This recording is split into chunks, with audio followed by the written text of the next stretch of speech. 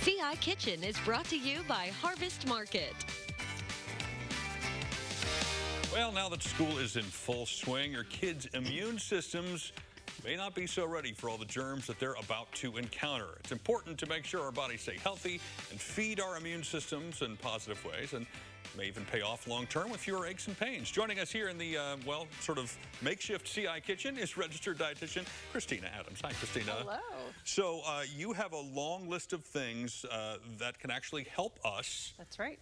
Be more healthy, help our bodies fight off these germs because, well, we all need it, especially these days. But right. As kids go back to school, it's pretty important. Yeah, there's a lot of immunity boosting foods out there that if eaten on a regular basis in the right quantities can definitely have a lot of potential long term in either reducing illness or preventing getting some of the illnesses that we're fighting out there. So do any of them taste good?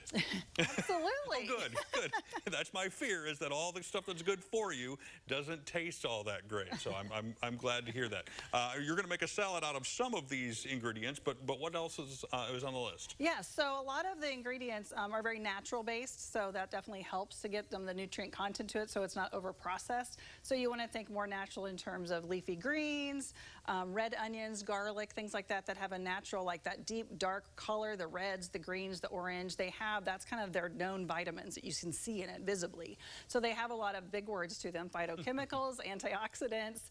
They're very good at disease fighting, so they can help to kind of like de-escalate trigger responses and some of the little beasties that are out there that can cause germs. And to get the benefit, you don't just have like bite into an onion. You can use it in things that you're cooking. Yes, right? And that's a great example, because a lot of these produce, especially when you're using them, some of them are better to eat them as a fresh, unchanged, if you will, ingredient, or some of it is better to kind of slightly saute it, or even in a processed form like it's cooked, because then our bodies better absorb it. So it's good to get a variety. Okay, so you have on your list, different types of soups, for example. Soups are probably the best thing out there because you can get so much in them. You can pack a lot of nutrients in there from all sorts of different ingredients, mostly vegetables, and a lot of starchy beans that have great fiber sources too that help with just, all sorts of immune boosting power. Mom used to sneak all sorts of vegetables into soup, I recall. I'd be like, hey, the big chunky tomatoes, yes, or whatever, but it's a great way. We have to do what we have to do.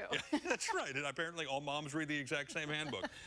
What salad are you making for us today, and how is this going to help us feel better? So this is a spinach salad with a bunch of the ingredients added to it, with a orange and mushroom and onion added to it with a little vinaigrette. So with the vinaigrette, we're actually using some wildflower honey, which has a lot of great benefits to it also, especially when it comes to allergy season. But the wildflower honey actually has more of a protective property than the clover honey that we're tend to see in the supermarket. So something to take a look at on the labels. I did not know. We had a beekeeper on a week or two ago who was talking a little bit about some of that, but I didn't know there was a difference in terms of what the bees were getting their honey for. Not they don't get the honey from the flowers, but you know what I mean. I didn't realize that was a thing. Yes. And so the citrus component can be changed. I'm doing orange today, but you could certainly do grapefruit if you wanted. You could actually do kale. We're doing spinach. So it's staying with those certain like food group families will make a big difference. Raw garlic has an incredible antioxidant property to it, so you could even mince up some raw garlic and put it in with this dressing that can actually give it a little bit more of a boost as well. I saw that shellfish was on your list as well. It just popped up on our screen. That's not going in the salad, but I guess it could. It very well could. That's a great point I was going to bring up, and it's something that you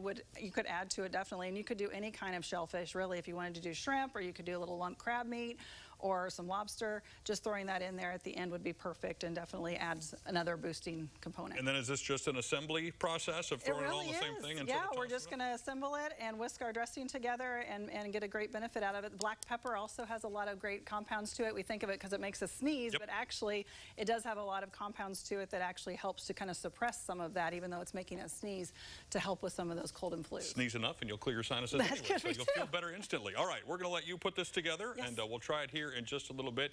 If you want the complete list that Kristina has put together, you can go to our website, ciliving.tv, and we also, in addition to tasting this, we'll tell you about an event that she's got coming up tomorrow.